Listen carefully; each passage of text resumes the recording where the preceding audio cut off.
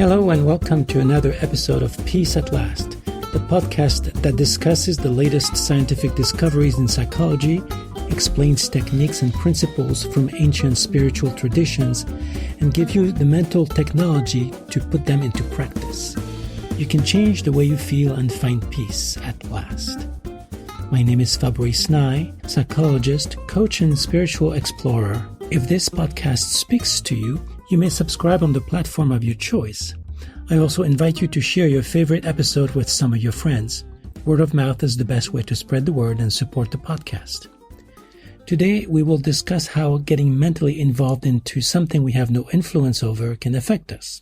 But before we do this, I'd like to thank Black Sabbath for leaving an iTunes review. He writes, "Good stuff. Dr. Nye is breaking down CBT in an understandable yet thorough manner.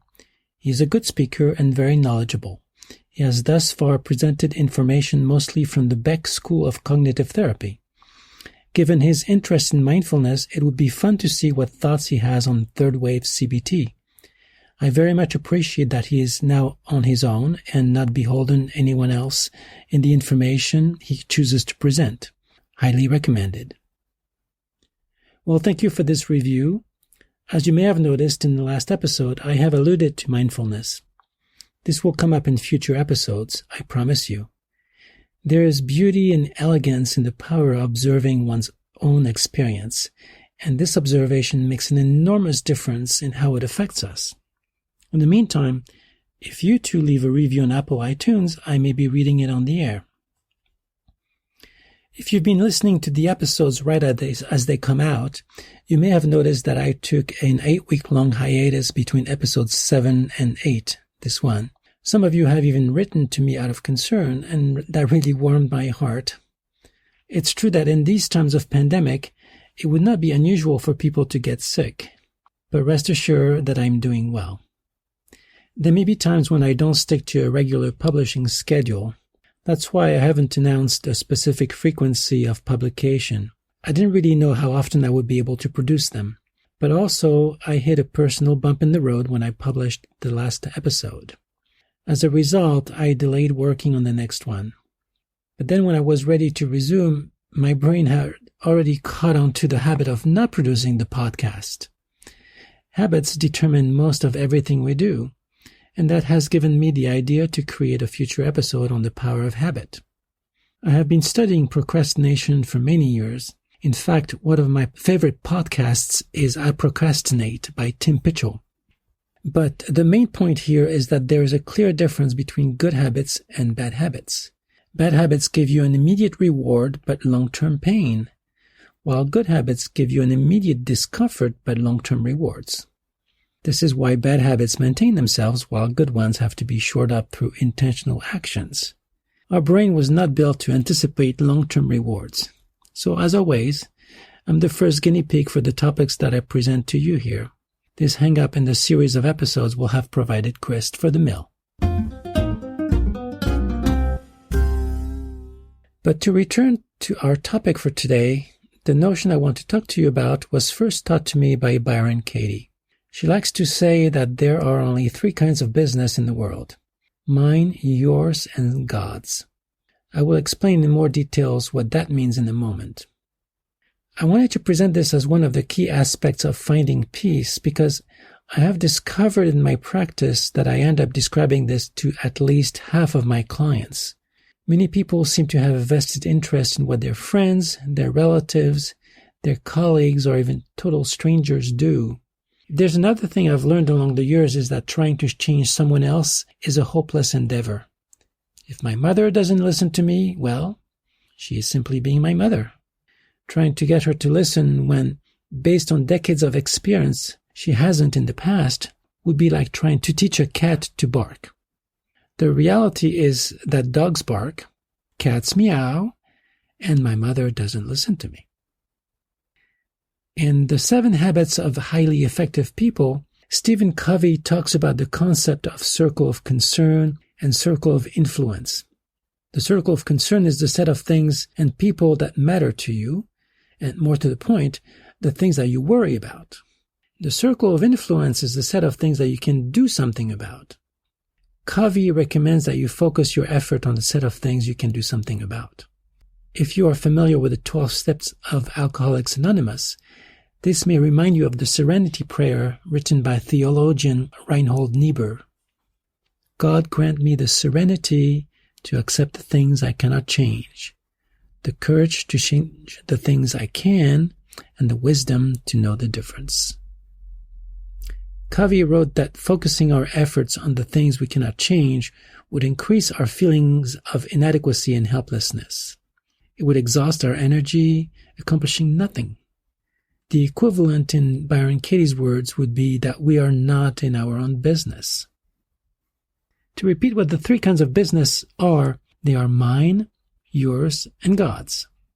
God's business refers to the forces of nature or to events that are beyond human control. It does not have anything to do with a higher entity, but if that works better for you, feel free to think of it that way. Your business is a placeholder for just someone else's life. My business is what's left. That is what is within my control. And there's a distinction here between what is included in my business and Stephen Covey's notion of circle of influence. Let's use a notion that we'll call the circle of control. This is everything that I can directly act upon and change at will. If you have been paying attention in the first several episodes, you may already be getting a clue that this circle is not as large as one may imagine. How often in the course of a day do you find yourself irritated, upset, or worried about what someone else is doing or not doing? Do you feel anxious because you keep wondering what your boss is thinking of you as the performance review is approaching? Do you start fuming each time your spouse leaves the toilet seat up, showing that they really don't care about you? Do you feel exasperated when your elderly parent insists on driving their vintage Oldsmobile, recklessly speeding through stop signs? Do you feel scared when you see the stock market drop 20 points in a few days? Well, those are examples of being out of your own business. If, for instance, I have a daughter whose partner is abusive and lives at her expense, I may assume that she needs to leave him and free herself. But when I believe that I know what is best for her, I live in a state of arrogance. I am mentally living in my daughter's business, and that creates in me a sense of separation from her. While I try to convince myself that all I want is for her to be happy, I lose the daughter I really have for the one I am idealizing in my mind. All that causes is loneliness and disconnection. My daughter is living her life as she chooses. Meanwhile, I'm also living her life mentally. But since I have no control over what she does, I feel depleted, worried, and upset. I am the one causing my loneliness, not my daughter. Because as I involve myself mentally into her business, I cannot be present to mind my own. Can I find my business and be willing to listen to her? Of course, wanting somebody to change for their own good is not the only situation where we get out of our own business. For instance, I could be ranting and raving as I watch the news against this or that politician who behaved in an immoral, mean, racist, greedy, or just plain stupid manner. This fit of rage is not only ineffective toward changing that politician's behavior, but it is detrimental to me because, again, I drain my energy by hitting my head against a wall when I could be using it more effectively within my circle of control. If I really care about the issue, I could call or write to my congressperson. I could decide how to vote in the next election. I could form an action committee to stop corruption in politics. Or I could just simply spend that energy on self-care or, quote-unquote, sharpening the saw, as Stephen Covey puts it, to help me be a better person who follows his own prescription for being moral, kind, open-minded, generous, and wise.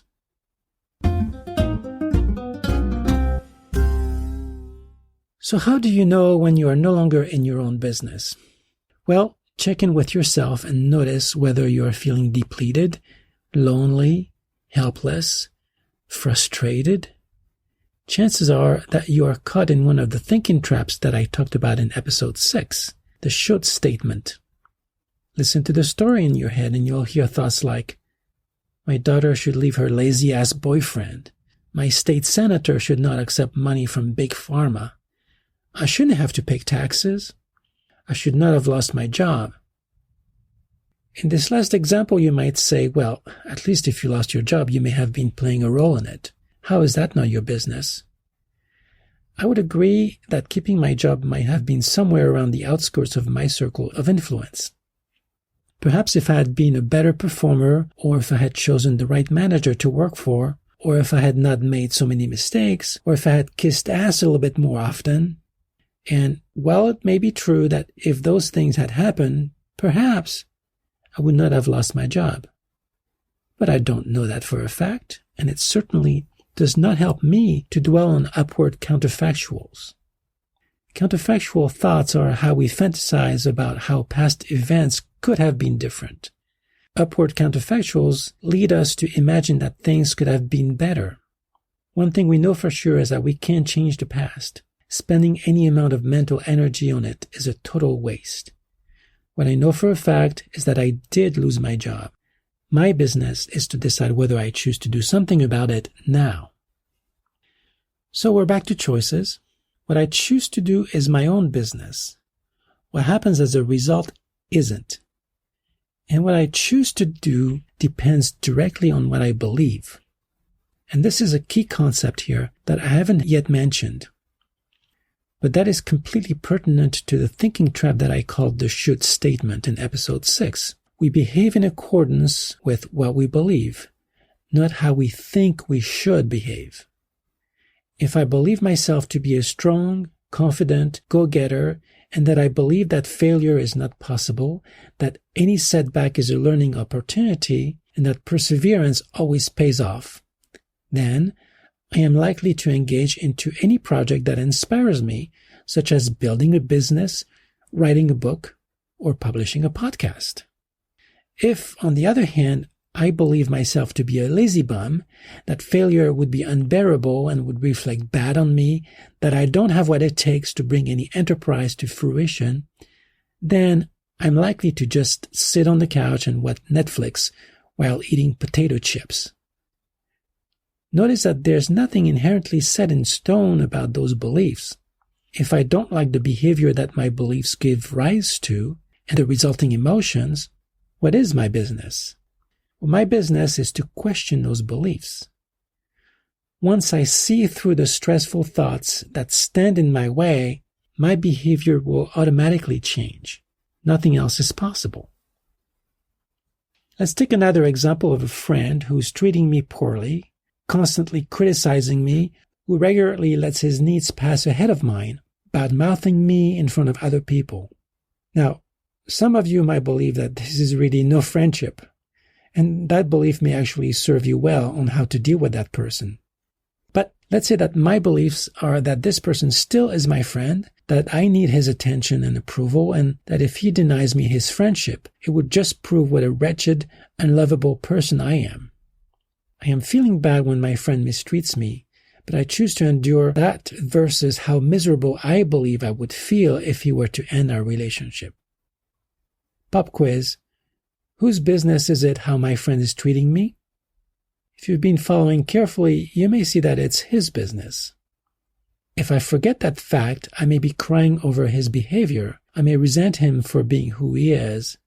I may make demands on him or act in a passive-aggressive manner to make him understand how upset I am. I may be saying to myself, how could he treat me that way? Feeling outraged at the fact that he's being himself. But all that would suck away my energy, life force, and joy. Whose business is it what I choose to do with a relationship? Whether I keep him as a friend or decide to walk away? That's my business. But if I want to choose with a clear mind, I may need to question the beliefs that led me to this mess in the first place. Who would I be if I didn't believe that I needed this person's love, approval, or appreciation? I also want to take a side trip to the shadow side of this topic. If you have heard yourself mutter, "This is none of my business," out loud or under your breath, chances are you are probably in a thinking trap. I was reminded of that today when I listened to another podcast that talked about domestic violence and child abuse under COVID-19 confinement. In that podcast, Dr. Sanjay Gupta interviewed Ariel Zhuang, the CEO of Safe Horizon, one of the country's largest victim service organizations. She spoke about bystanders and witnesses of abuse and what they can do to help. Imagine seeing a parent in a store or in the streets who is overtly mistreating a child. Or that may be a neighbor or a client or a friend or even a family member. As a licensed professional, I am mandated to report any instance of child abuse revealed by my clients to Child Protective Services.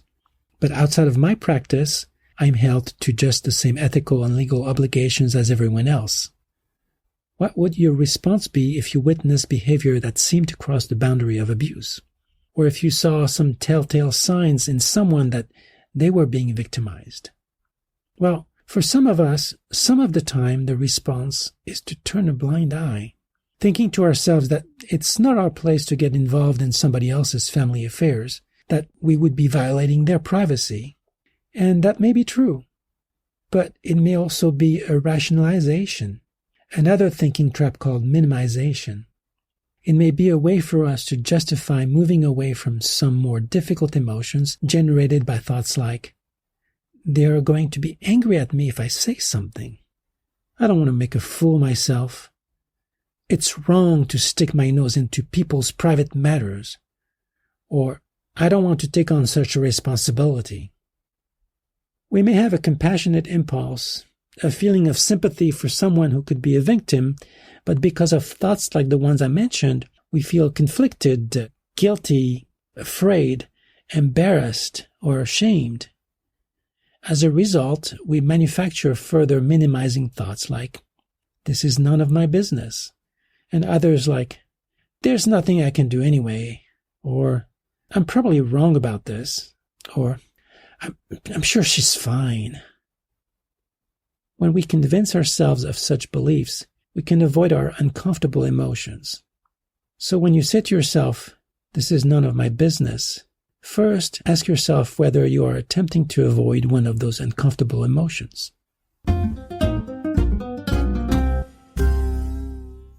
Staying in my own business helps me act within my circle of control. That's the place where my power originates. My actions within those bounds will ripple through my circle of influence. But once I create a ripple, where that ripple lands is out of my hands. If I want peace and if I want to stay in my power, I would be well advised to keep my circle of concern well within my circle of influence, and preferably close to my circle of control. If you're getting kind of lost between those three kinds of circles, I drew a diagram in the show notes that illustrates that notion. Remember, circle of control is the set of things that I can do and that I have direct control over. The circle of influence is the set of ripples that my actions have, but are not really within my control. My circle of concern are the things that I do worry about, and it could be as large or as small as I want. So when you are feeling down, lonely, anxious, upset, or stressed, ask yourself, whose business am I in? The answer will show you the way to reclaim your power.